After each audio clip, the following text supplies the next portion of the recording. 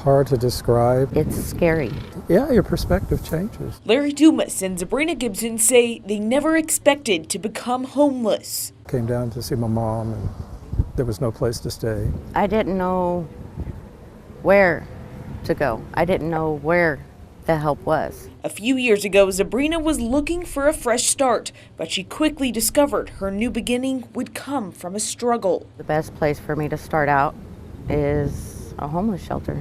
2 years ago, Larry Dumas left Longview, Texas to visit his mother here in Corpus Christi. He says he took shelter near the beach. You really don't know what it's like unless you've been there. Dumas and Gibson say they got lucky after finding the Good Samaritan. This is where they met Carol Murphy, the woman who's restoring dignity in the homeless. They begin to feel like the shame lifts off of them.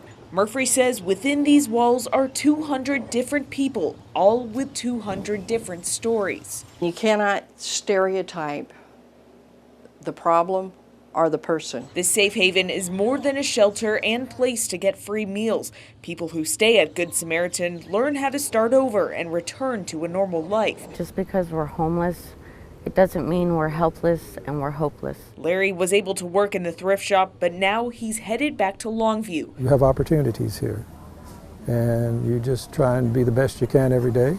Yet not every homeless person has the same desires as Larry and Sabrina. Many of them choose to live that lifestyle. They really do. These shelters have rules, and for those who cannot follow them, they're on the street.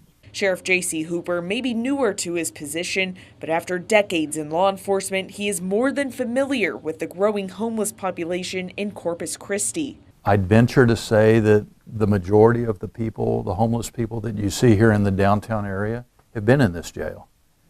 Maybe last week, and very likely next week. In 2018, there were more than 1,300 bookings from homeless people in Nueces County Jail. Many of these bookings, Sheriff Hooper says, are from repeat offenders. They get into the jail, usually on that criminal trespass charge, and they're held for a short period of time and then released, and then the cycle continues. Within this cycle, similar services as a homeless shelter. In exchange for their criminal record is a free meal, shower, and even medical care. We're not a service entity. We're not a service facility for the homeless. Sheriff Hooper says it's expensive to run a jail, and homeless offenders are costing taxpayers even more money. The daily average cost of an inmate is $81. There are some inmates in this county jail that cost $10 a day. There are other inmates, because of their medical condition, their psychiatric condition, that cost $300, $400, $500 a day. While it's an expensive business, the sheriff explains taking care of people is a part of operating the jail. He believes Corpus Christi needs to look at other cities like San Antonio, where they have a one-stop shop for anyone who's homeless. At the Haven of Hope, people can receive the care they need without a night behind bars. The county jail is not a haven for hope. The county jail is a detention facility where people need to be as they're waiting their next step in the criminal justice system. But is there potential for a haven in Corpus Christi?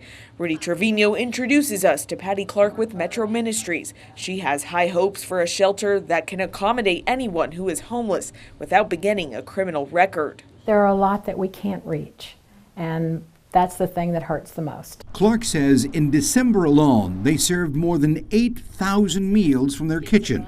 She says not only is the population increasing, but the age when people are becoming homeless is decreasing. Many, many years ago, the face of homelessness was a man on the street begging.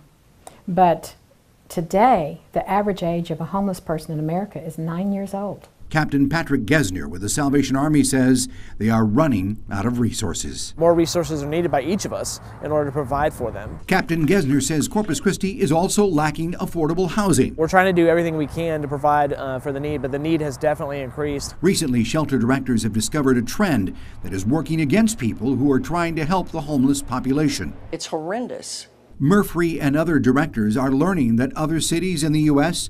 are sending their homeless people to Corpus Christi. How dare these other cities just dump someone? I mean, look how the person feels that's being dumped from one city to the next. Murphy says it's taxing the already limited resources for homeless people. I want to take care of the ones from here. So is there a solution for the increase in the homeless population? These women say it's complicated and it will take multiple efforts to combat the problem. We do have to deal with it holistically. Professor Sarah Scott at Texas A&M Corpus Christi led her students on a research project. The purpose?